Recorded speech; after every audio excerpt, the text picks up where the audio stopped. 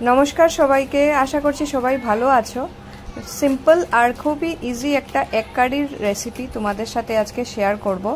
তাই একটা নতুন ব্লগ নিয়ে আমাদের চ্যানেল বং ফুড এন্ড লাইফস্টাইলে হাজির হয়ে গেছি। আশা করছি এই এক কারিটা তোমাদের ভালো লাগবে। আমার শাশুড়ি মা এটা রান্না করবেন তোমাদের জন্য। অ্যাকচুয়ালি আমার কিছুদিন আগে সি সেকশন হয়েছে, তো সি সেকশনের পরে সবাই একটু ঝাল কম খায়, রিচ খায় না, পাতলা খেতে হয়, পাতলা পাতলা তরকারি খেতে হয়। তাই আমার জন্য যেহেতু উনি বানাচ্ছেন, তাই ভাবলাম তোমাদের সাথেও একটু শেয়ার করি। তো আমার শাশুড়ি মা প্রথমে এই ডিমগুলোকে 10টা ডিম নিয়েছি, তো সবগুলোকে সিদ্ধ করে নিয়েছেন প্রেসার কুকারের মধ্যে। আমি উনাকে একটু হেল্প করে দিচ্ছি, এইগুলোর খোসা ছুলে আমি দিয়ে দিচ্ছি। তার মধ্যে আমার মেয়ে এসে গেছে, বলছে ও বলে একটা ডিম খাবে। তো 10টার থেকে এখন বলছে একটা খেয়ে নেবে, তো আমি ওকে একটা দিয়ে দিলাম। তারপর সবগুলো ডিমের খোসা ছড়ানো হয়ে গেল। তারপর সবজির মধ্যে লাগবে ক্যাপসিকাম, পেঁয়াজ, টমেটো, আদা, রসুন, এই সব কিছুই খুবই ইজি, কারণ এইসব সবজি সবাইয়ের ঘরেই থাকে। তো সবগুলো সবজিকে ধুয়ে ভালো করে আমি গ্রাইন্ডারের মধ্যে দিয়ে দিচ্ছি একসাথে। খুব তাড়াতাড়ি হয়ে যায়, তাই তোমরা দেখে নাও। এগুলাকে ভালো করে গ্রাইন্ড করে তারপর এগুলাকে আলাদা করে রেখে দেব। তারপর উনি তেল দিয়ে দিলেন, কড়াই গরম করে তার মধ্যে সর্ষের তেল দিয়ে দিলেন। সর্ষের তেল গরম হওয়ার পর তার মধ্যে দিয়ে দেবেন ঘরোয়া কিছু মশলা।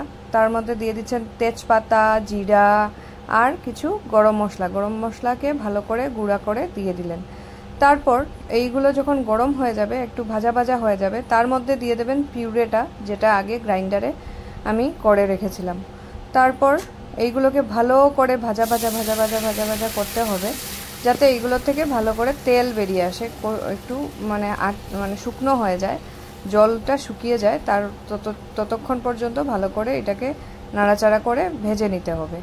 তারপর এর মধ্যে দিয়ে দেবেন উনি কিছু গরম জল।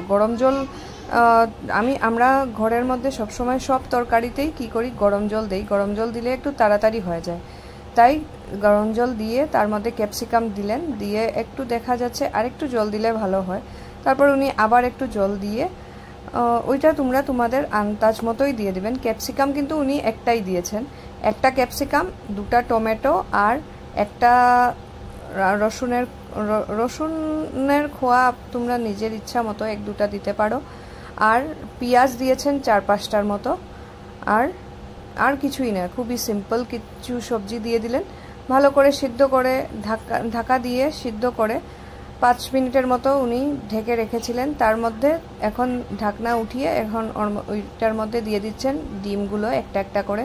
ডিমগুলোকে আমি যেহেতু বাকলগুলো ছুটিয়ে দিয়েছিলাম, তারপর উনি এগুলোকে হলুদ লবণ দিয়ে তেলের মধ্যে একটু ফ্রাই করে নিয়েছিলেন।